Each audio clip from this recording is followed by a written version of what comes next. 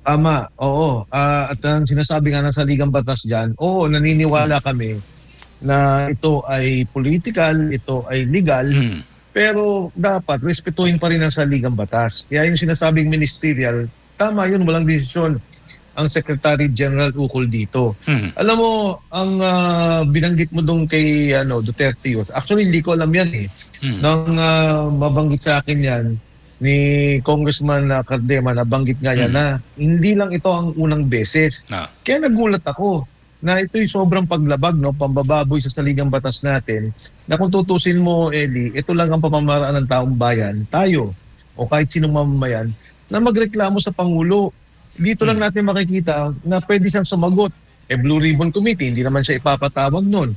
Kahit na nga yung mga congressmen, si Speaker Martin Romualdez ay patawag. Pagdating mo sa ICI, ganun pa din.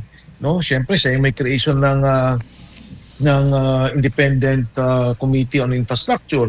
Ito lang sa impeachment case ang pwede siyang pasagutin at bigay-bigay ang karapatan na sumagot ng Pangulo tungkol sa Hmm. mga isyong ito. Ah.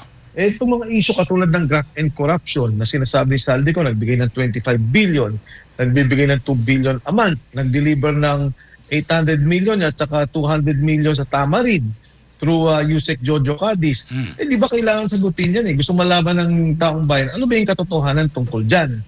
Natanggal si E.S. Bersamin, Secretary Pangandaman ng DBM, si Hmm. Yusek Traigib Olaybar at si Yusek Adrian Bersamin.